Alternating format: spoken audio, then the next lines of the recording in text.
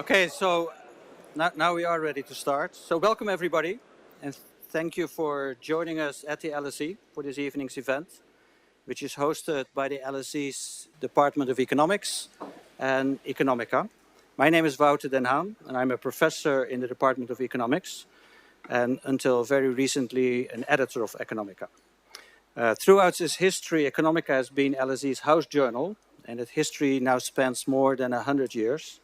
And in fact, we recently celebrated our 100th anniversary. And to commemorate that is that we're still in the process of publishing 100 papers by current and former LSE economic affiliates. So if anybody is in that category, check out our website. So turning to this evening's event, I'm very pleased to welcome Professor Valerie Ramey to deliver the Economica-Phillips 2025 lecture. Phillips was used to be a professor here at the LSE. Professor Ramey is Professor Emerita of Economics at the University of California, San Diego, and a Senior Fellow at the Hoover Institute. She has published numerous scholarly and policy-relevant articles on macroeconomic topics, such as, and now is a long list, the sources of business cycles, the effects of monetary and fiscal policy, and the impact of volatility on growth. She has also written numerous articles on trends in wage inequality, changes in time use, such as the increase in time investment in children by educated parents. Her recent work has studied the size of government spending multipliers and has estimated the projected effect of climate change on economic growth. I mean, I wish my research had covered so many different types of fields. I mean, that's really hard to pull off. And her work has been featured in major media such as the Wall Street Journal and the New York Times. She's had a massive impact on students and other economics. And I know that for a fact because we actually were colleagues for quite a long time at the University of California and San Diego, starting out as very junior academics. And Valerie, being a mentor, a teacher, and a friend, made my time in San Diego truly exceptional. And it's that and surfing that I really miss from San Diego. The topic for this evening's talk is Rethinking Keynesian Fiscal Stimulus. It's hard to think of a more important topic in the business cycle literature, and we are lucky to have such a prominent speaker to shed light on this question. The hashtag for today's event is, well, maybe it is LSE Events, but usually it's a little bit different. I should have it here. It's LSE Phillips, which is probably on the next slide. LSE Phillips. Valerie's going to give a talk, and then after that there will be a chance for Q&A. But for now, please join me in welcoming Valerie to deliver her lecture.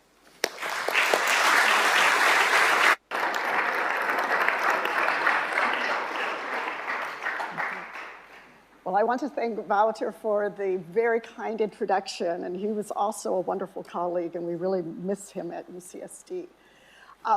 So it is a distinct honor and pleasure to be invited to give the Economica-Phillips Lecture here at the wonderful London School of Economics. So I've been looking forward to this for some time now.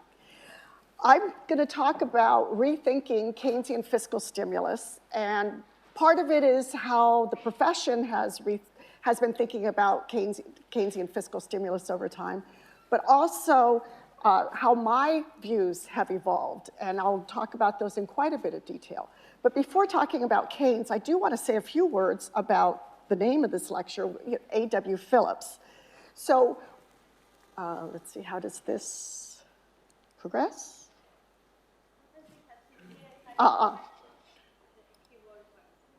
Yes, thank you. So just a few words about A.W. Phillips. So since I was being asked to give the Phillips lecture, I said, well, I should learn a little bit more about him. So I went beyond the curve, because of course I knew the Phillips curve. I taught it in classes. I had to read it multiple times to remind myself before teaching it. But I had no idea about how fundamental his other contributions were. I ran to the Stanford Library and got a collection of his works along with commentary, and was just astounded how far ahead he was of his time in terms of thinking about dynamic macroeconomics, the importance of lags, econometrics, statistics, optimal control. So that was definitely an eye-opener. The other thing is that it solved a long-time puzzle, because I realized by studying about him, what the source of my early ideas on what was involved in building a macro model. So when I was an undergraduate, and this is before the internet was invented, I was signed up for my first macro class, and my idea was that we were going to go in a big room to build a model, and there'd be a big machine there. And of course, I was shocked when I found out that building macro models were writing down equations, solving them algebraically, and then a computer to estimate them. And it was only when I was researching A.W. Phillips for this that I found out about the Moniac model. And I was astounded to hear that he used hydraulic systems and fluid dynamics. So, around on him. So moving on to Keynes. So I'm going to talk about several things. First, I'm going to step back and look at the rise, fall, and rebirth of Keynesian fiscal stimulus. And one of the themes that comes out of this lecture is how there are cycles, not quite business cycles, but cycles in the prominence of Keynesian thought in academic research and in its influence on policy. And I'm going to tie that to the interplay of three elements: new economic theories, empirical evidence, and economic events. And I'm going to give you some examples of that. So why it is that it ebbs and flows. Then I'm going to talk about some of the costs of the economic stimulus, starting with the global financial crisis, in particular the debt consequences of Keynesian fiscal stimulus. And then I'll move on to the main part, which is how well does this stimulus work? Okay, I'm going to talk, I talk about the costs, what were the benefits, and I'm going to argue that they were modest. Now, I don't want to leave you despairing. What are we going to do next time interest rates hit the zero lower bound if monetary policy can't do anything and traditional Keynesian stimulus isn't very effective? Well, I'm going to talk a little bit about unconventional fiscal policy and the possibility that that might be a way out as an additional policy tool. And then summary and conclusions. So the rise, fall, and rebirth of Keynesian fiscal stimulus, and you can tell I watched Monty Python in my youth, right, to do the animation. So let's talk first about the rise of fiscal Keynesian stimulus. So remember I talked about the three elements. Well, the first, of course, was the theory, the general theory. And as we know from reading either the general theory or seeing it in almost any undergraduate textbook, a key part of Keynes's model of the macroeconomy is the consumption function and the idea that it depends on current disposable income.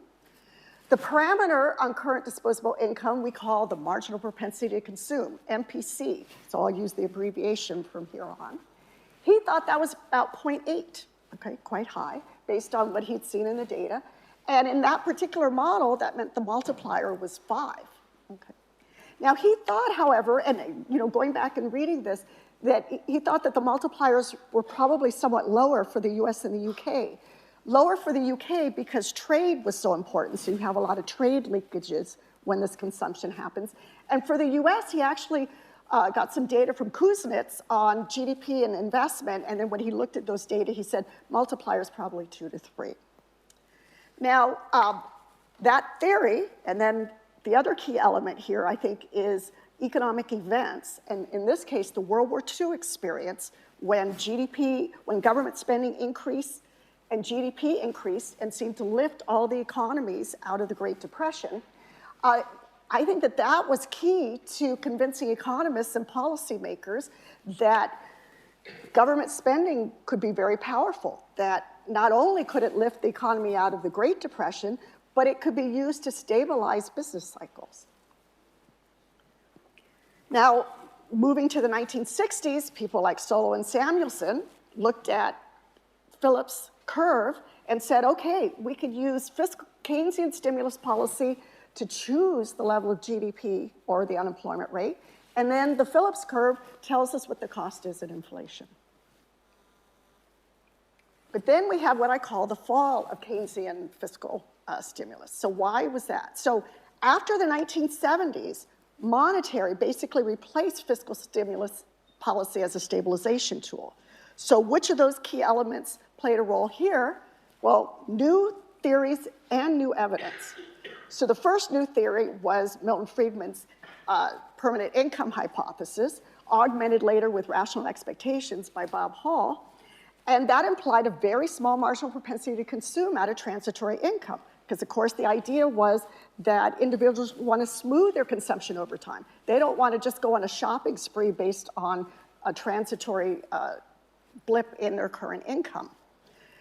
But then in the empirical evidence, I think Friedman and Schwartz was very important for convincing many people that monetary policy could have very significant effects on output and therefore could also be a part of the policy toolbox. And of course, there were vigorous debates about whether fiscal policy or monetary policy was stronger, but monetary policy ended up winning because of the speed of the policy response.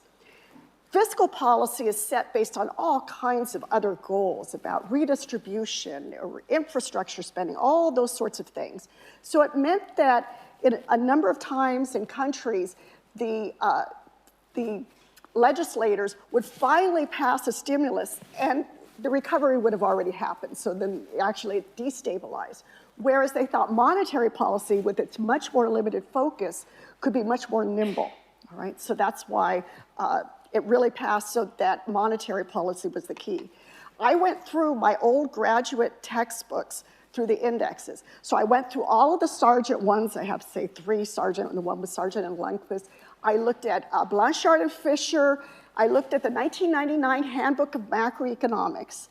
There was, in all of those books, and also Obstfeld and Rogoff, there was only one item in the index that said that was on multipliers. And it was a footnote in Sargent 1979 saying that, oh, this partial derivative traditionally was called a multiplier, and that was it. All right, so no talking about multipliers then. Now, why did we have a rebirth of Keynesian fiscal stimulus? Well, I'd say the #1 reason, of course, is the global financial crisis. So we had the global financial crisis, interest rate, the monetary policy interest rates fell to the zero lower bound and constrained monetary policy. They tried all sorts of other things like QE, but most people think that that's not as powerful as standard monetary policy. So policymakers said, we've got to dust off the old Keynesian playbook because that's all we have. But meanwhile, there had been hardly any research using the newer methods on the size of fiscal multipliers since the 1970s. So at the aggregate level, only a few researchers were actually studying the effects of fiscal policy. So for example, some were doing long-term fiscal policy and neoclassical, and Matthew Shapiro, when we wrote our first paper on this, we were more using government spending as an indicator of reallocation or looking to see, using it to see whether new Keynesian models or neoclassical models were better approximation to the economy. We did not even mention the word multipliers in that paper. So that meant that no one was really sure what the macro effects of stimulus were. So when reporters called me in late 2008 and 2009, I said, we're not quite sure, and I'd kind of go back to the old papers and say, well, here's probably what the multiplier was. And then I said all kinds of things about infrastructure spending that, as you'll see, I found out were wrong. So we really had very little knowledge when we were suddenly spending in the US $1 trillion for the initial part. Now, the events and then our realization that we needed to know much more about what multipliers were led to what I call the renaissance in fiscal research, starting with the global financial crisis. Not only did the global financial crisis awaken us to the need to know what this was, but it also provided all kinds of natural experiments because different countries were using different kinds of fiscal stimulus, right? So by then, so then later in the Handbook of Macro 2016, there were 125 mentions of the multiplier. And I should say they weren't all from my chapter. So there were some, to talk about. So I would say that most economists currently believe that Keynesian stimulus is effective, and they've been spending and policymakers have been spending like they think it is. And why is that? Okay. Well, even before the global financial crisis, there was a literature that was sort of peripheral to the main part of macro, but it was an active literature that was sort of testing the permanent income hypothesis. They would use all these little natural experiments and test whether this key coefficient beta was equal to 0, which is what was predicted by the permanent income hypothesis. And these were nice papers. When Matthew Shapiro was co-editor of the AER, he accepted a lot of them. They were usually the shorter papers because they were nice little natural experiments. And then when I took over as co-editor of the AER, I accepted quite a few of these because they were really well done papers. So these are just a few of the names of some of the leaders in that, and there are many, many more. Now, sometimes these estimated quite high micro MPCs, and some of these were some of the leading ones. So a natural experiment involving the 2001 Bush rebate found, just for non-durables, found MPCs of 0.38 to 0.66, so pretty high just for non-durables. 2008 total consumption, the estimates were between 0.7 to 0.9. Singapore natural experiment, MPC equals 0.8. Norwegian lottery winners, MPC 0.5 to 0.7.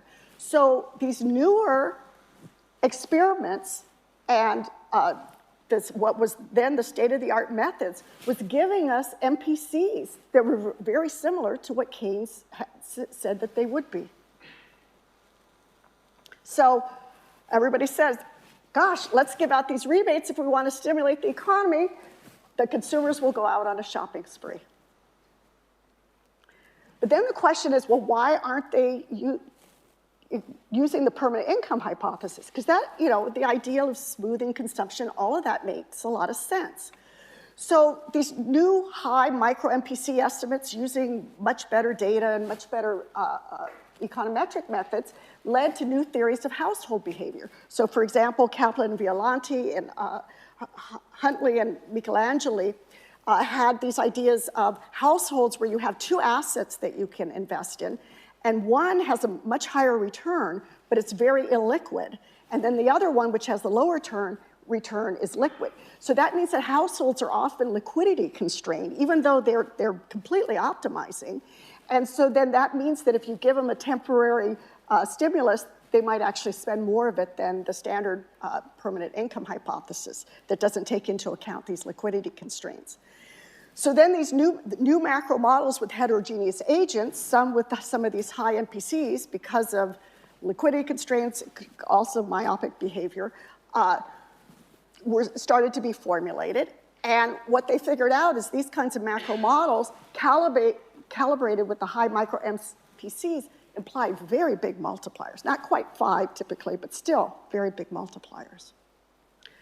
In response, policymakers adopted big stimulus packages in crises.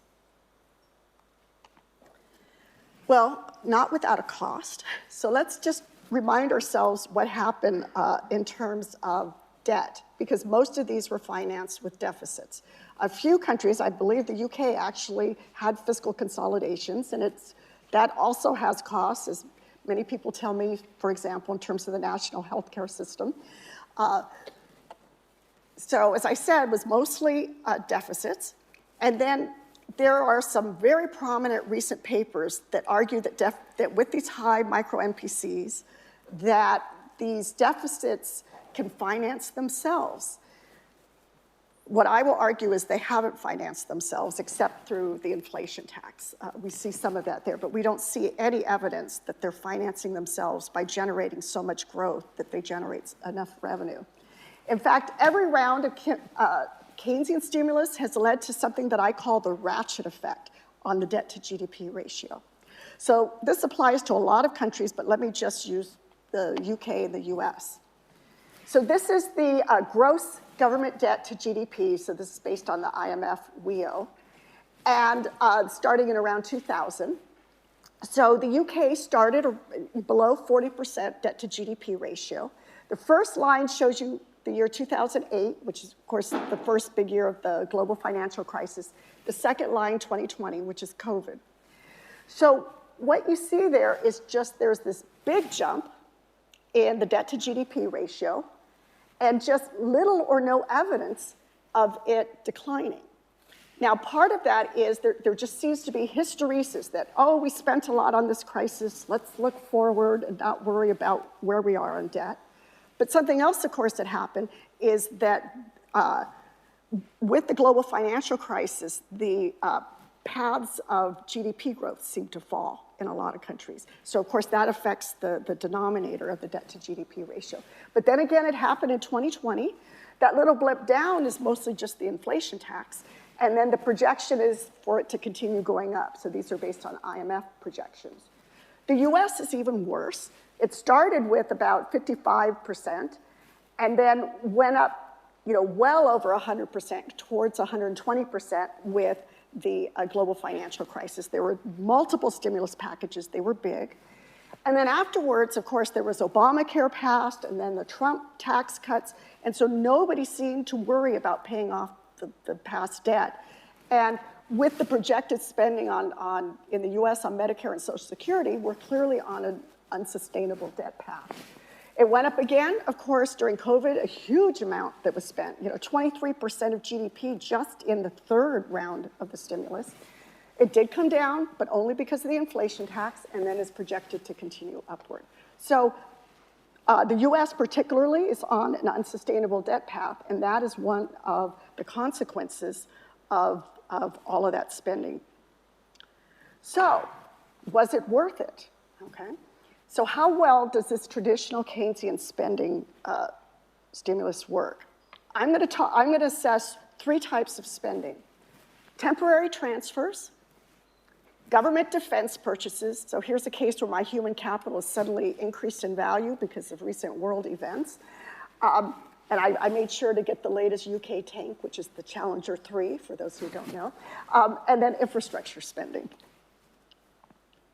All right, temporary transfers. So if you take a new Keynesian model with heterogeneous agents, and all of these assets, calibrated with high MPCs, it says temporary transfers should have large macro impacts, and particularly if monetary policy is accommodative.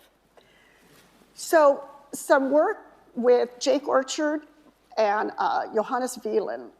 We have one forthcoming in QJ and one on EJ. And then my forthcoming Mundell-Fleming lecture from last fall. We conduct a series of what we call historical macro plausibility case studies. And we find little or no evidence of macro effects of these transfers. And I'm going to briefly summarize those two case studies, because this also shows how the profession and policymakers can get kind of wrapped up and kind of have blinders and get too enamored of one kind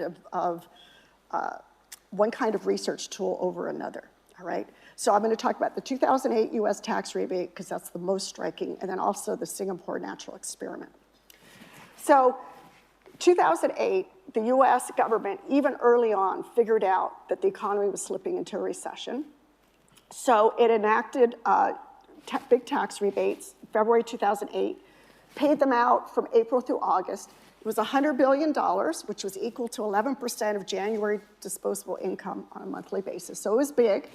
And then the average check was about $1,000. So about 50% was distributed in May, and the rest mostly in June and July, but a little bit in April. So here is aggregate real disposable income, right? Can everybody see the rebate there? Yes, right? Big spike.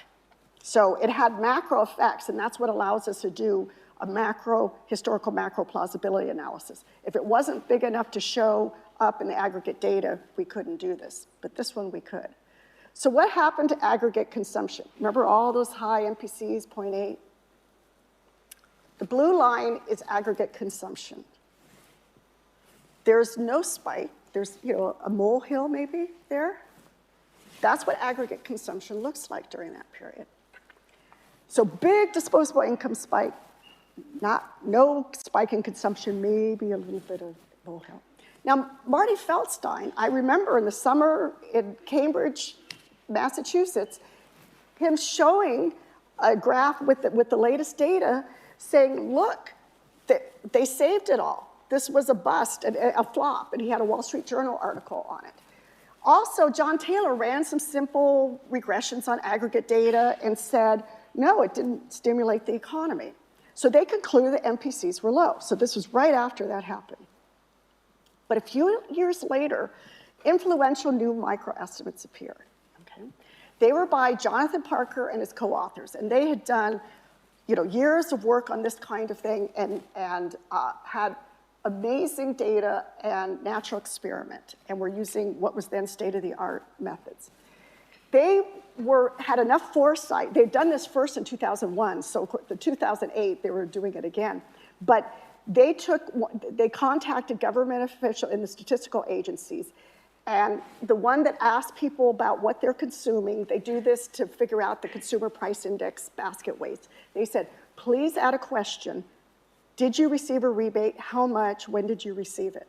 And they put it there. So they created a really good new data set for this.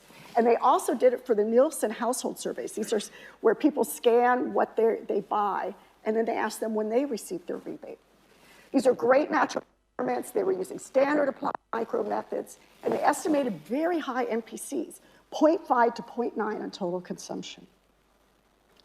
Now, policymakers and researchers believed the micro estimates and ignored the simple macro analysis. Why? Well, it's because of Angress and Pischke's credibility revolution that said you can believe micro estimates, and then they even scolded the macroeconomists for not picking those up so much because, in macro, it's time series and, things can change if you put trends in. I know as well as anybody. So everybody thought the micro estimates were more credible, and then people loved their models, and so then they just paid no attention to this time series. Well, when Jonathan Parker's paper first came out in something like 2012, I think, maybe 2011, I kept asking, I remember Bob Hall, I said, how is that consistent with the aggregate data? How is that consistent? And I didn't have time to work on it, but then when I was doing my Journal of Economic Perspectives piece in 2019, I did note that, the few papers on transfers, there was a Romer and Romer one on that, was suggesting very little effect. There was just that one paper that I knew of. But so there was this disconnect, and somebody should do research on that. So then I decided that I should, and got together with my co-authors to figure out how to reconcile these two results. Okay. So what we did was this sort of historical macro plausibility analysis, and this was inspired by a calculation that Matthew Shapiro and his co-authors had done, and I only knew about because he told me about it, because otherwise nobody ever gets to the end of that 50-page paper and sees that key table. So what do they imply would have happened to consumption in 2008 if there had been no rebate? Okay, that's a way to kind of quantify how much we think, how those big estimates translate. So we first construct a micro counterfactual. We multiply the aggregate rebate amount by the MPC estimates to calculate induced consumption, and we allow some spreading over several months, kind of thing. Then we subtract that induced amount from the actual aggregate consumption to construct the counterfactual. What would have happened had there been no rebate? Now, this particular one excludes general equilibrium effects caused by Keynesian multipliers. So this is just sort of a first step, because it doesn't need a macro model to translate it yet. So what do we get there? All right, so the blue line is actual data. So that's just a magnification of what we saw, that little hump we saw underneath the disposable income spike.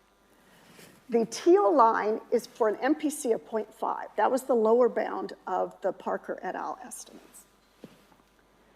The brown line is for the MPC equals 0.9. Now, what was going on this summer? Okay.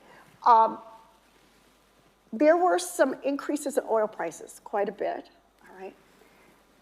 But then, remember, Lehman Brothers failed in September. These counterfactuals say that the US economy would have gone into deep, deep, deep recession and mostly recovered when Lehman Brothers is failing, right? And those points are way above this, all right? We argue that that is implausible, and I should say, actually, we argue that's implausible in a number of ways where we look at these declines in consumption relative to other episodes in history. We also look at forecasts from the Federal Reserve Green Book, the professional forecasters, and then we come up with a forecast that's even more pessimistic than theirs, where we allow where we allowed the equation to use the fact that real oil prices in fact went up, which people hadn't realized would happen, and that Lehman Brothers would fall, all of those things. That was the most pessimistic forecast that we could find. Now, the things get even worse once you take those MPCs and put them in a macro model with Keynesian multipliers. You get even more pronounced U-shapes. For example, the MPC of 0.9 says that produces a counterfactual where consumption falls to 782, which is basically below the slide, all right? So it just magnifies the problem and magnifies the implausibility. So we said, how do we reconcile this? And we were trying all these things, some behavioral model where, because we really believe the microestimates. Again, we believe the credibility revolution and that you can trust microestimates, and the Parker team always does good work. So we said, we did behavioral models, we could get things qualitatively but not quantitatively, and then we said, well, how can we put dampening in the macro models? And then we kind of put it aside because we were having trouble reconciling it. But then the econometrics literature discovered that what was then the standard method that Parker and all of them used of two-way fixed effects was inadvertently using the wrong control group and doing these forbidden comparisons. So one example is by Javier Harvel and Bordershuk also. They even had a working paper in 2017 where they said, these are big biases, and here is a new method that'll overcome those biases. And when they did that, they applied it to the Broda and Parker Nielsen data, and they found much smaller MPCs on consumption. So we applied their techniques, and then we found even more biases in the particular 2008 one. So we even applied other techniques. We got similar results. When we applied it to the consumer expenditure survey data that was produced those estimates from 0.9 to 0.9, we estimated an MPC instead of 0.3, and with all of that spending on motor vehicles. Okay? So the marginal propensity to consume on non-durables was 0. And so then this meant that this wasn't against the permanent income hypothesis, but of course it could still stimulate the economy if it's stimulating motor vehicle sales. But we found that the counterfactual was still implausible with this lower one. That meant there must have been some dampening effect. We discovered that the relative price of motor vehicles rose in the summer of 2008. So a bunch of people who got their rebates ran out and bought motor vehicles, drove up the price so that the aggregate real motor vehicle sales didn't go up by much. So we used our macro model to show that you had this dampening effect from the price rise. So we concluded that the multiplier on the 2008 rebates was below 0.2. So then let me just talk briefly about the Singapore case study. A really nice micro-analysis was by Aguiar and Qian in American Economic Review, and they exploited a natural experiment from 2011 in Singapore. So the Singapore government announced a one-time payment to citizens, but not foreign residents, which it turns out is 40% of the population. Aguiar and Qian got data from the largest bank in Singapore where you know everybody's expenditures and what's going on with their finances. So it's an ideal natural experiment, rich data, and the non-residents were the control group. So they didn't have this problem with having the wrong control group. They estimate a household cumulative MPC of 0.8 within 10 months. Again, Keynes's number, 0.8. Now, when I was looking at this, because I was saying, why did the government do this? Because I wanted to make sure it wasn't in response to a recession or something. Well, I discovered that, no, the economy was doing well, but it was an election year ploy, and they had done it several times over 20 years. So that meant I didn't have to do all this plausibility analysis. I could just use time series. So I went and created, using narrative methods, what we call an external instrument of these payouts over time. I had both announcement and the actual payout. And then I put it in a structural vector autoregression model and just saw what happened when you got one of these payouts. So what did I find? So the program payout, it's normalized to 1 and then goes down. Disposable income goes up, saving goes up, and then in some rounds, there was a second payout later. That's why you see the second spike. But look at consumption. You just don't see any effect on consumption in the macro data. So I was left with a puzzle. Turns out you can use Agarwal and Kian's data if you go to Singapore. I haven't had a chance to do that yet, but so we have a puzzle of why they estimated such a high MPC, but yet it doesn't show up in the aggregate consumption. So historical macro plausibility tests in 4 cases, I've only given you 2, show little or no effect of temporary transfers. And when we re-examine it, we sometimes find that the econometrics that we were all using had problems. And when you use the newer methods, you don't find that. And we also found some evidence of dampening. What this means is that there just doesn't, I can't find any evidence of stimulus from transfers. Okay. Government defense purchases. So this is what I first started working on in, when I started looking at fiscal. So theoretically, even if the multipliers on transfers are 0, they can be bigger, still be positive on government purchases because, first of all, typically the increase in defense spending is more persistent, and there are a variety of other reasons. So in many models, this more persistent government spending leads to higher multipliers. So what does my research show? Let me just, because I'm a little bit shorter in time than I thought. So I looked on some on my own, and then later with Sarah Zuberi at historical time series data back to 1889 through 2015, which included lots of big wars, so we get lots of variation in the data. When we estimated the multiplier, so I'm giving you the 2-year cumulative multiplier, which is the one most relevant for stabilization, we get a multiplier of 0.7. And we didn't find evidence of higher multipliers during times of slack. My student, Eduardo Briganti, he uses shocks to defense contracts for the post-World War II period. He gets slightly bigger multipliers, but also a bigger standard error, but up to 1. So the aggregate evidence suggests 1 or less. Now, on the other hand, the people who use state panel data were finding bigger multipliers. So for example, Nakamura and Steinson studied the effect of defense contracts on states, and we're estimating what's called a relative multiplier, 2.5, using Bartik instruments with standard error. So I left it in my Journal of Economic Perspectives piece. How can these be? I hadn't solved it. Well, by chance, because I was discussing another paper of theirs, I went back to this paper, and we had discovered something later, which is you really should have lags of things in there. And when I reran their specification, putting in those lags so that to make sure you have lead lag exogeneity, suddenly the 2-year cumulative multiplier fell to 0.75.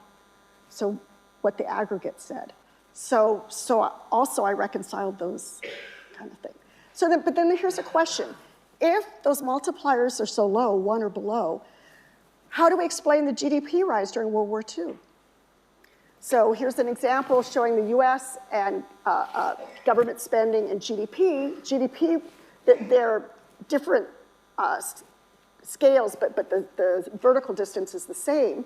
And basically, at least during the first part of the war, GDP rose as much as government spending. It fell less than government spending at the end.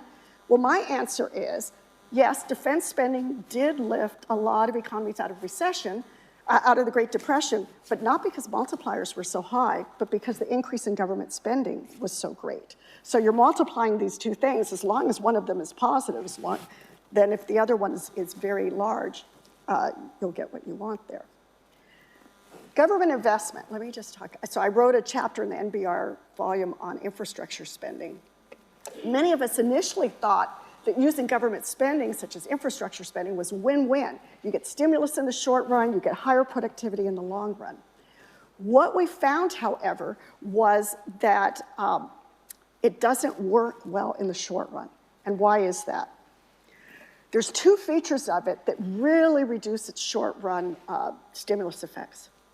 The first is time to spend and time to build lags are inherent in infrastructure spending. So Eric Leeper and his co-author first noted that, and then I extended on that in my infrastructure chapter.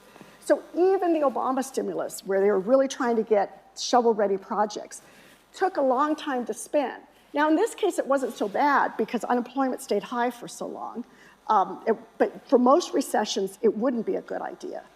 And I had gone through models showing that even if you have a souped-up Keynesian model with big multipliers, if you don't get that increase in disposable income right away, you're not going to have much of a multiplier. So without delay, you get these multipliers that start at 1.5 and go down towards 1. But with the delay in the spending, the multipliers are even slightly negative at the beginning and very, very low. So infrastructure spending isn't good for stimulus. You can do infrastructure spending for all kinds of other reasons, but trying to time it right for a recession is hard. There's another thing, but I will skip that. So, short-run multipliers, what I say is government consumption, so this is like defense spending, probably has the biggest ones, and they're 1 or a little bit below, but they do seem to be positive. Government investment is lower than that, and then transfers are, low or 0, similar to government investment. Government investment likely has the highest long-run multipliers, but it's probably best timed based on long-run goals, not on short-run stimulus. Now, you could say transfers do a lot of things, like income redistribution and things like that, but if that's the goal, then it should be financed with current taxes, not deficits. And so they probably shouldn't be used in recessions when you don't want to be raising taxes to do those. So just a couple words on unconventional fiscal policy. So conventional Keynesian policy depends on income effects, all right? You give people more income, they spend more. And what I've suggested to you is that mechanism doesn't seem to be showing up in the aggregate. Unconventional fiscal policy exploits what we call intertemporal substitution.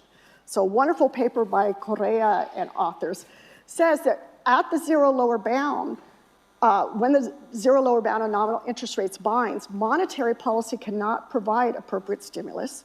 We show that in the standard new Keynesian model, tax policy can deliver such stimulus at no cost and in a time-consistent manner. So there's no need to use inefficient policies or wasteful government spending.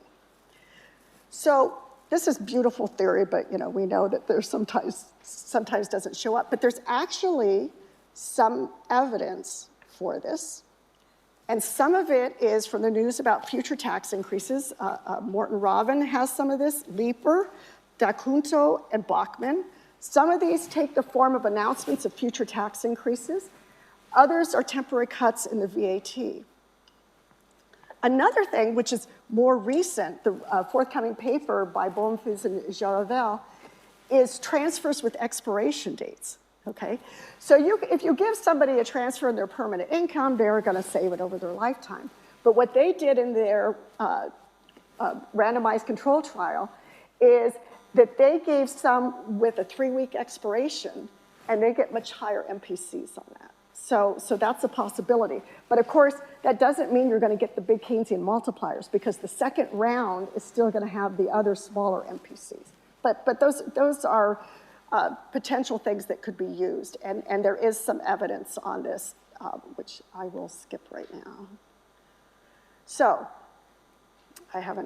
oh yes, I do want to say something else that is good for these, such as temporary VATs, is that consumers pay much more attention to this than forward guidance.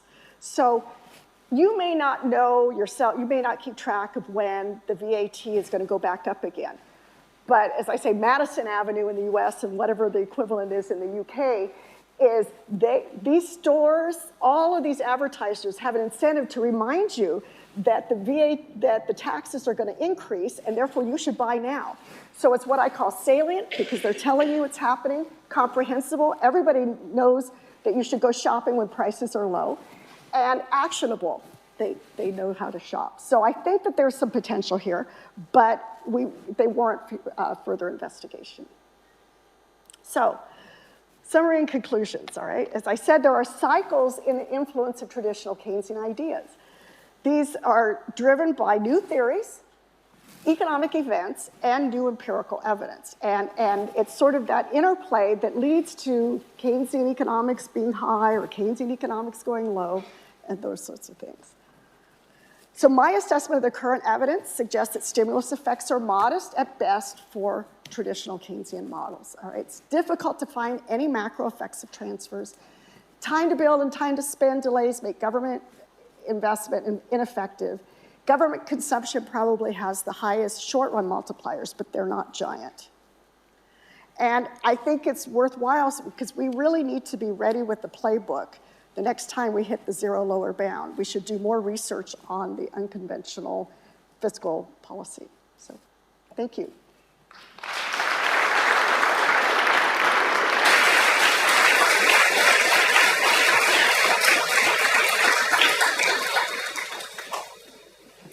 Thanks, Valerie.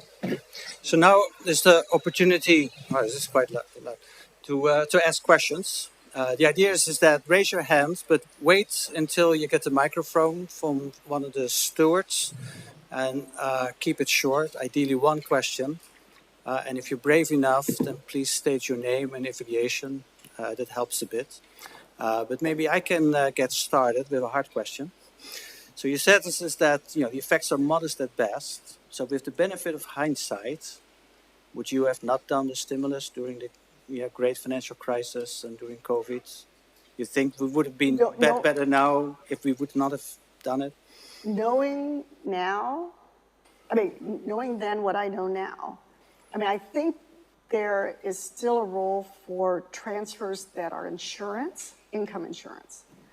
But one shouldn't fool themselves about what the aggregate effects are. So given the cost in terms of debt, in the US, crazy things are happening, and part of it is because politicians are finally waking up to the debt to GDP ratio, and that's having huge costs.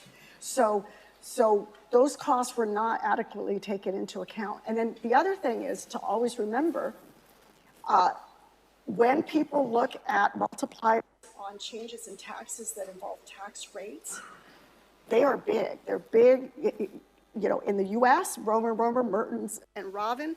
Cloyne keeps finding them being very big. I think they're bigger than I think they should be. I have tried to knock them down. I'm somebody who knocks things towards there. I cannot knock them down much. So that's a huge cost, right? You spend $1 for stimulus, and then you end up losing $2 to $3 of GDP later. And Drautsberg and Uhlig made this point, even during the global financial crisis, that the multipliers on taxes are higher than the multipliers on spending. So do not spend lightly. So I think that it was important, unemployment insurance, those sorts of things, the more automatic ones, and then extension, some of the generous extensions, though not like they did with COVID, which was, went over the top. Yep. Great. Maybe we can collect some questions. So first over here, is that in the middle? And then here in the front. Hi, good evening, Professor Ramey. I was a student until 2 years ago, graduated econometrics and mathematical economics from here, also taught by some of the people you mentioned. So the question, it's somewhat lighter, I suppose, than Professor Wouten and Hahn is, being from the younger generation, we're now seeing two big consequences, one of pensions and the consumption smoothing not playing part anymore, looking at our future.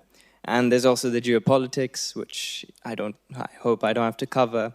But how would you navigate the future policy making, or what are the key tools you would look to so then the younger generation can actually have something more positive than what the media often reads? Yeah. What? You want to collect some questions? Yeah, or you want sure, I will. Then here at the front, here in the middle. Yeah. Hi, I'm Wendy Harlan from UCL. I wonder what you think about the implications of your work for the interpretation of the functioning of automatic stabilizers in the economy. And a second. Wendy, just give it to Silvana. Thank you for the talk. Silvana Tenreiro from the LSE. How do you explain the consumption boom in the US during COVID? And if people had saved all those transfers, probably we wouldn't have seen that expenditure boom, and probably we wouldn't have seen the surge in inflation. Or how do I put those together?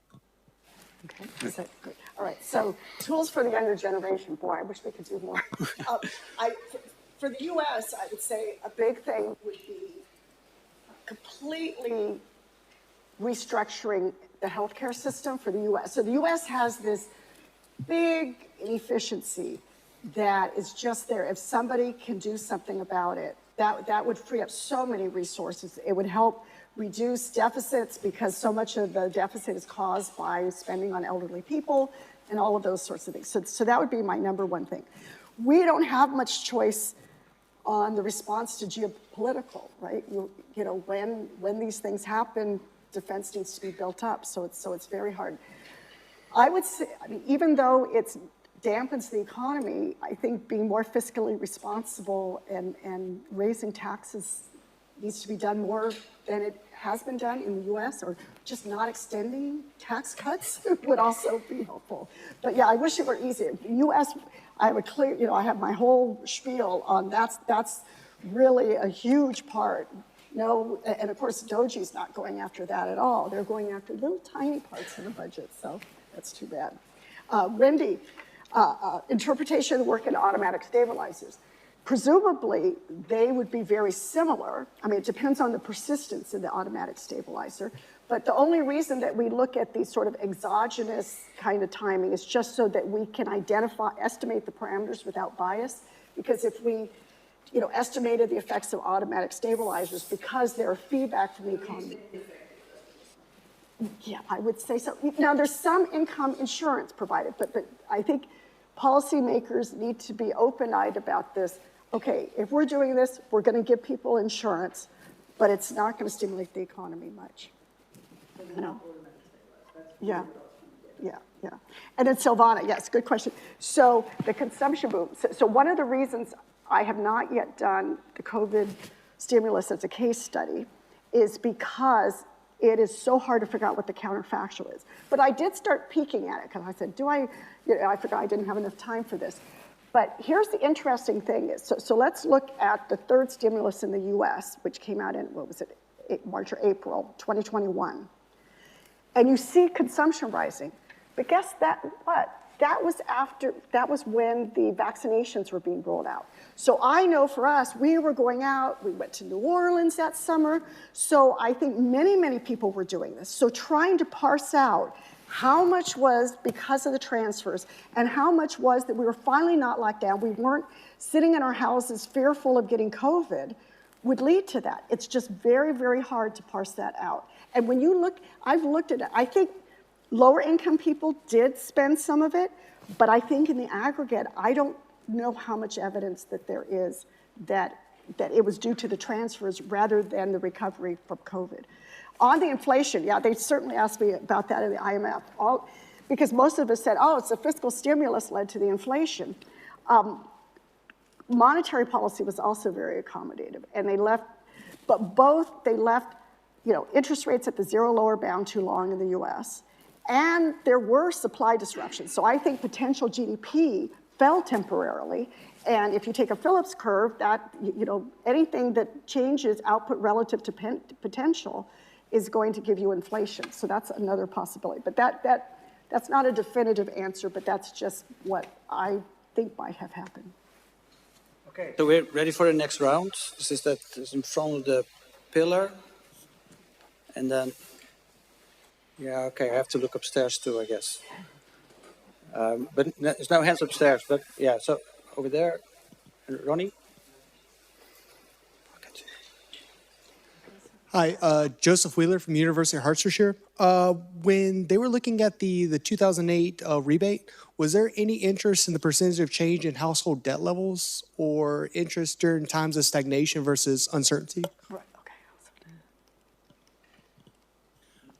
Hi, Rudy Parker, no relation. I was an alumni here.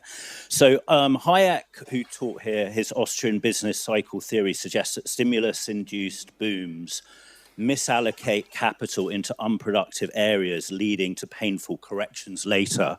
Do you think that could be part of the reason why GDP growth has flatlined in the UK and actually has gone down since 2008?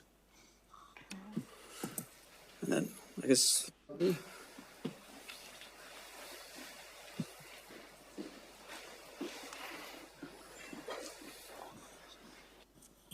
Thank you. Ronnie Razin, Economics, LSE.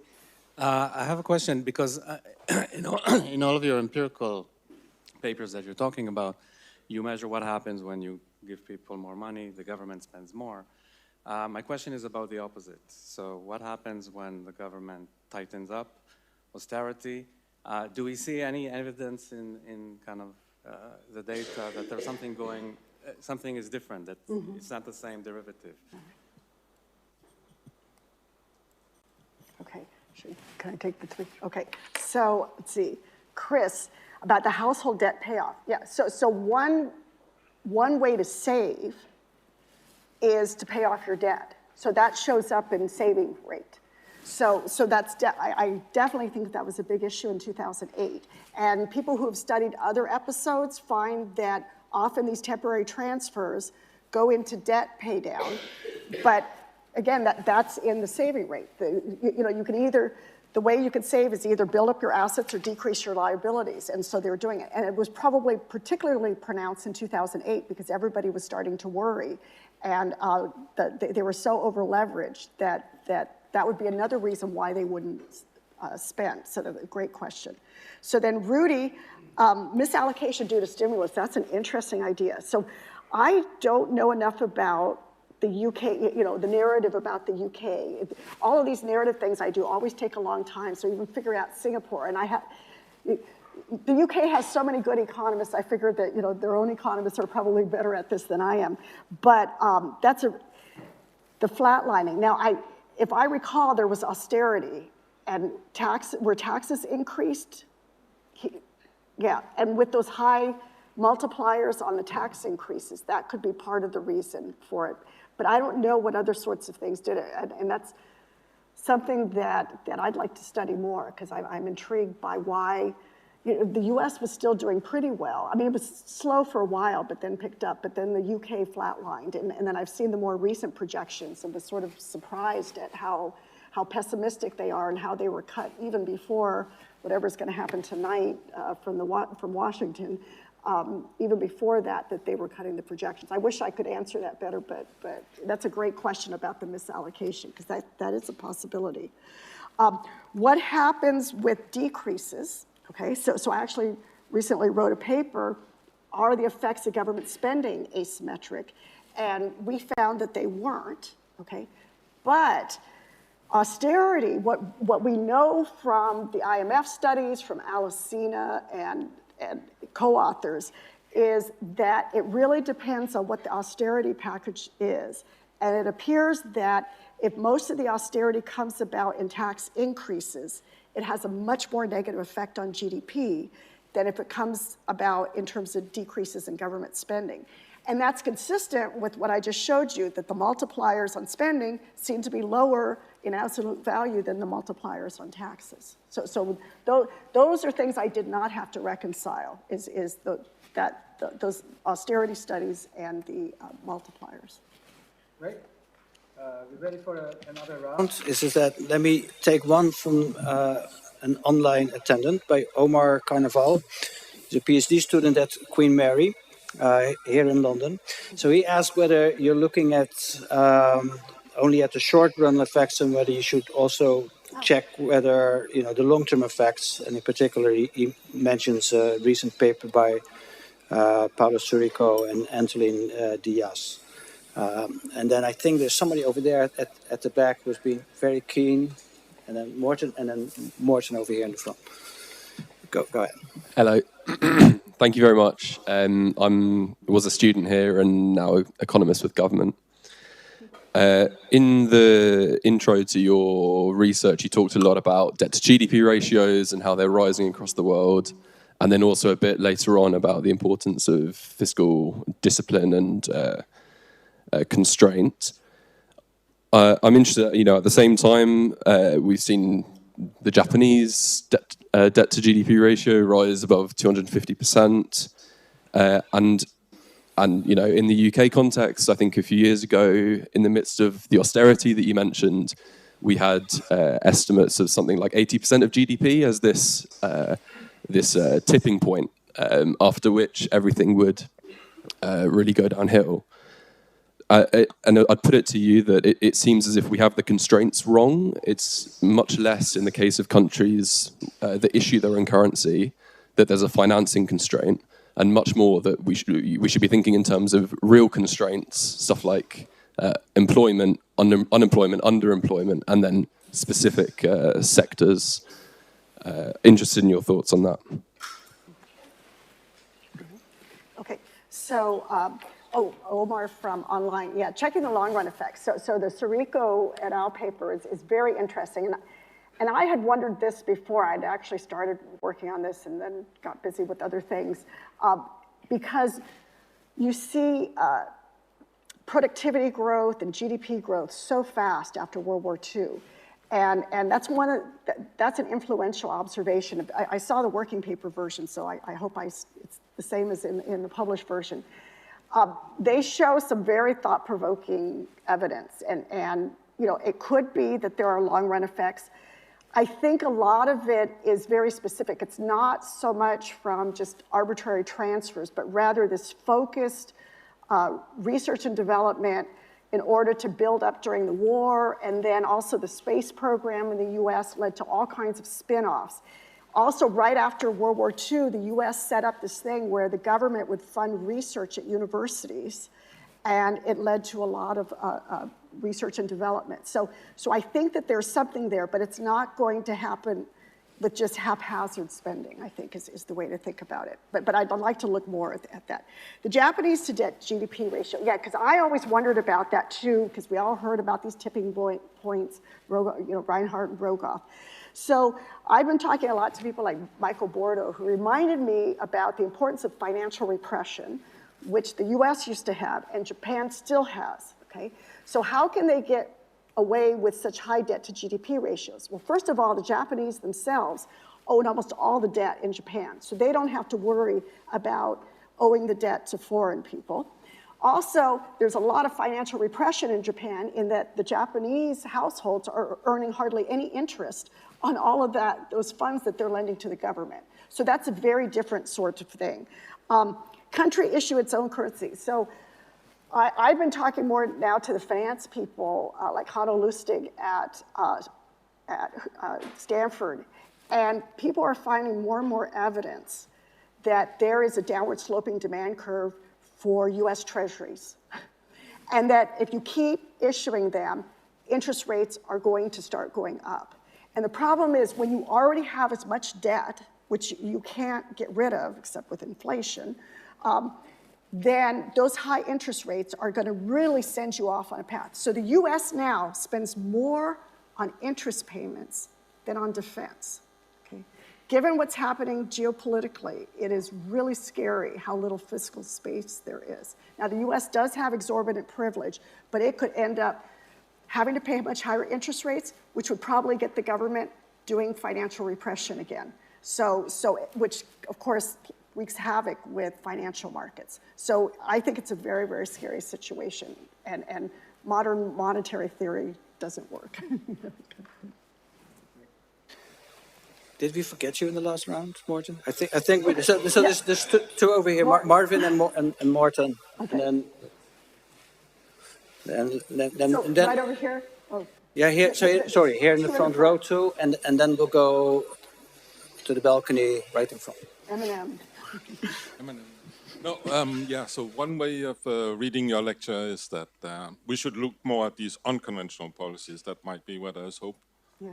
But we do know, for example, one example of that, cash for clunkers was not effective at all because people buy cars when they are cheap, and then when they're no longer cheap, you get a reversal. So if you look during the year, the multiplier is almost zero. Now, of course, in our models, the beers are not cars because they're not durable, but they are storable. So wouldn't you expect that because goods are storable, you get exactly the same effect with the temporary VAT cost? Okay. Yeah. So at the end of the day, I'm just wondering what these unconventional policies, as a matter of fact, what they can do. Thank you, Valerie. And I'm Marvin Barth from Thematic Markets. I do recall when I learned macroeconomics from a couple of people back in the 90s that we spent a lot of time talking about multipliers. So two of those people might be on the stage here. But my question is actually following up on Ronnie's about the difference in spending effects, contractionary, but also in terms of positive fiscal multipliers that a lot of people are expecting for Europe right now with all these announcements of new fiscal spending. And you mentioned it earlier, but I've always been very impressed by the work of Alessina and Francesco Giavazzi, looking at how you might have nonlinear Keynesian effects. At low levels of debt, you might have very strong multipliers. At high levels of debt, they might actually be negative. And since most of Europe is actually massively over-indebted, just like the US, as you say, I'm wondering if you have any thoughts on your research as it's applied here, particularly given that you said that defense purchases are actually pretty stimulative. Will they be in this case? Hi, thank you for giving the speech. So you do mention you using a lot of historical data or qualitative data to study the stimulus. And so my question is related to the pros and cons of using historical data. So I think if you use a long data from a long time ago and especially long periods of time, then a lot of things can change. For example, the government policy and the stimulus packages and even productivity. And especially a lot of the theories or empirical evidence are found after the crisis have already taken place. So my question can be phrased, can you please tell me the pros and cons of using historical data and what we should keep in mind when using this data to help us whether to revise our model or to design our policy in the future? Thank you. Okay. So this is why I say we need to study it more. Now, in your, so I didn't have time to show it, but the one where you don't have this issue is when there's an announcement of a permanent change in taxes, or you know, as permanent as they can be. So for example, the 2006, I had graphs showing what happened in Germany when they announced that they were going to raise. And you definitely see this run-up of spending before that actually happens. And so you're not going to get so, I mean, you're going to pull some of it forward, but you have to just see, it depends on how long your recession lasts. It also goes into the I and Wieland in Econometrica, where they actually figured out monetary policy also has this problem. Because if you lower interest rates now, you're pulling durables purchases forward and you're stealing from the future. And they find that that was a big issue for the global financial crisis, all of that zero lower bound interest rate. So yes, we need to study it more because now one thing with taxes is though, if you announce a change in tax rates like what you and Carl Mertens found, at least you're going to get more revenue to pay off some of that debt from some of the other stimulus there. Marvin, yes, Wouter and I only talked about multipliers. He was our grad student when we were teaching undergrad. And in fact, one of the reasons both of us decided to quit teaching intermediate macro to undergrads is because there was such a disconnect with what was going on at the graduate and research level because nobody was talking about multipliers. So that's one thing. So nonlinear effects of debt. I think that's definitely a possibility. And it could, so we had looked at state dependence with respect to asymmetry, with respect to whether unemployment rates were high or low, whether there was slack in the economy, whether it was ZLB. We had not looked at debt, but there's actually a good paper, Bronar at Pompeo Fabra. He has a very interesting paper that looked at debt ratios. But I'm trying to, he got higher multipliers. Oh, when you could sell more your debt abroad, that's what it was. So there are all kinds of, and then also Geert Pearson in Belgium also has some work, but I'm trying to remember exactly what he found. So there is some work on that, but you know, I think we should look more at that. And then the question about the pros and cons of using historical data. Believe me, I agonize about everything about historical data because you do worry things might have changed. And one of the things is you need to understand the context of the historical data, and that's why it always takes me so long to do each project. So I've done, you know, exhaustive analysis of World War II, and I came down under the same, there's a wonderful quote from Milton Friedman that says, a lot of people throw wars out of the data, but that's a mistake because that's when you get huge movements that aren't going to be hidden in the just noise of everyday life. And what you have to do is understand the context. So for example, in World War II, GDP, something that would make GDP go up more than usual was the huge increase in the labor supply because of military conscription and patriotism. Okay, so that would make multipliers bigger. But on the other hand, there were price controls and rationing, so people couldn't consume everything they wanted, so that would make multipliers lower. So you just have to understand your data. You can't just blindly run some time series analysis. And so I feel comfortable using historical data as long as I know what was going on there. So, you know, the cons are things can change, but the pros are you really get striking, you get big upheavals, and so you can see effects a little bit better there. But it's, you know, a good question that one always grapples with there. Okay, I think we have time for another round. There's one over here. And then I'll take those two right next to each other. Okay, that means we can probably have another round. Wait, go ahead. Yeah. Thank you so much for the lecture. Can I ask, what do you think is the role of price expectation on? Sorry. Can I ask what is? The role of price expectations? Yeah, the role of price expectations in the effectiveness of fiscal policies. And then I think there were two questions. You already have a microphone? Okay. Thank you very much for the talk, Professor Valerie. My name is Mank. I'm a year 12 student currently doing my A-levels. So my question would be, many advanced economies, including the US and UK, and also several European nations are grappling with record high government debt levels. And at the same time, recent and rising interest rates are making debt servicing costs much higher. So do you think governments even have the fiscal space to implement large-scale stimulus? Or do you think we're moving towards an era where debt constraints force policymakers to rethink traditional Keynesian responses to recessions? Just pass the microphone to. Hello, that was a very nice lecture, Professor Valerie, very profound. My name's Tuki Brown. I'm also a year 12 student. My question is, you said that defense spending was a proven great stimulant during World War II as GDPs rose. With the increased threat of conflict around the world and the EU pledging around $800 billion to defense spending and the UK increasing its defense budget, will this translate into a stimulant for the economy?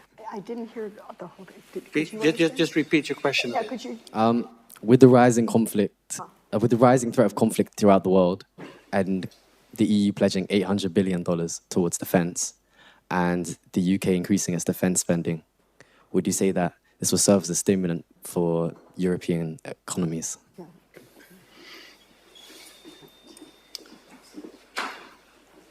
Okay, so role of price expectations, the effect of fiscal policies. So that we certainly have theories that say, you know, at the zero lower bound, the multiplier will be bigger because if the fiscal stimulus should raise expectations of prices. I don't think that's a big channel. I mean, I don't have strong opinions, but just from what I've seen, I don't think that that's a big channel, is the price. I could be convinced otherwise, but I think the main thing is just through the spending and how it stimulates sort of employment kind of thing. Grappling with record high debt, should we rethink Keynesian stimulus? Yes, that's my point is, given our debt levels right now, we can't just throw things out with the hope, because we can't afford to do so. And exactly leading into the third question, about, whether we have, fiscal space, and it's actually that. We don't have the fiscal space to spend on things that we're not sure, whether they're gonna have any benefits. And then with the rise in the current conflict, will defense spending stimulate? Yes, I think it will. Not a huge amount, but it could be up to 1%. It'll stimulate manufacturing industries in Europe, so yeah, there'll be some stimulus from it. But of course, that's going to raise debt even more, and they'll probably pay higher interest rates. But I could imagine central banks saying, for patriotic reasons, we have to accommodate, and then but then to keep the inflationary expectations out, they'll have to do financial repression and those sorts of things. Maybe I can add on a question from the online. It's also related to your question. So given the current high debt to GDP ratios, suppose that for whatever reason, is that maybe a trade war, is that we do get into a recession, what would you do? Is it just monetary policy, but then given that inflation is not that low either, is there anything left? Just or should we just, Well, if monetary policy should be the first line, as long as the interest rates are above the effective lower bound. I mean, that's how it was before the global financial crisis. And then, of course, automatic things, giving insurance to people who've lost their jobs. I mean, I think that as a society. But one could consider, during the good times, actually building up, raising taxes to build up stores to be able to pay out of, rather than increasing debt more. Okay, maybe quickly, I think because there were a couple more young people who were very keen to ask questions. So the one on the side, maybe, and okay, very good. Just those two, and then we'll end. Hi, current econometrics undergrad here. Thank you for the really insightful lecture. You mentioned the use of an external instrument approach and a structural vector autoregression, I think for your Singapore case study. In light of your handbook chapter in 2016 and then the recent Wolf paper, I was curious for your thoughts on structural vector autoregressions versus like local projection methods for time series macro in general. Very good. And then in the front. Just get a microphone.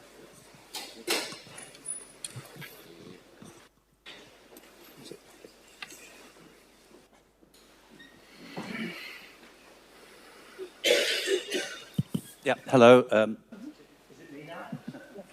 Yes, hello. Frank Wingate. I teach economics at school, secondary school. My question is regarding taxes. You suggested that tax could be possibly a beneficial way of stimulating the economy.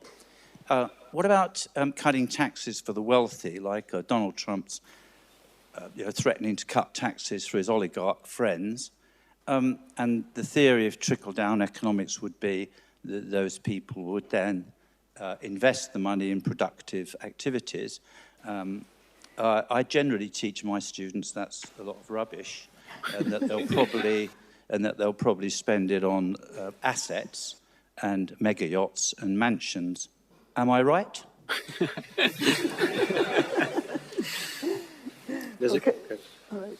So great question about external instruments, LPs versus VARs. When I was doing the Singapore thing, I did robustness checks, and if I recall, the LPs were just fine. It's just that I got prettier graphs with the VARs. But the latest, the greatest on LPs versus VARs is going to be presented at the MBR Macro Annual next week. And I'm an organizer of that. And we commissioned a new paper from Christian Wolff and Blackberg Muller, and it's the handbook for people. It's going to be like a handbook paper that will tell you which is best in which situation and what the trade-offs are. And since they're so good at giving answers, I'll let you, you can watch it online. Usually the video will be up for at least 2 weeks afterwards, and there's the paper there already. So they kind of come down. LPs, you know, are the best. It's just this one, I did the VARs, but I think the LPs were similar, if I recall. The cutting taxes for the wealthy, trickle-down economics. Oh, yes, good terms from before. So that's so Morton Robin, he's, you know, from UCLA, he and Carl Mertens used Romer and Romer. So this is Christy Romer, who's chair of the Council of Economic Advisors of Obama, no crazy right-winger. They found really high multipliers. And when Morton and Carl split it up between corporate taxes and income taxes, they found that on average in the post-World War II period in the US, cuts in corporate taxes were basically revenue neutral, though cuts in personal taxes weren't. Revenue went down. Now, the most recent tax cuts seem to have smaller multipliers. And I asked Carl, I don't know if Morton agrees with him, one of the things is where you're starting from. So the tax cuts that are in their sample are things where the highest marginal tax rate in the US for personal income tax before the Kennedy tax cuts, it was 90%. So Kennedy cut it from 90% to 70%. Reagan tax cuts cut the highest marginal rate from 70% to 50%, and then it was cut further down. Now, cutting them even below that, it's diminishing returns, I think. So you expect lower multipliers when you're already starting from a low tax rate. So I don't think you're going to get much trickle down. You know, you'll get lower multipliers. So there's another state-dependent kind of thing. It's a good point to end, is that I would like to thank everybody for coming. I think we had a great mix of questions, very technical ones about local projections and common sense ones. So please join me in thanking Valerie one more time.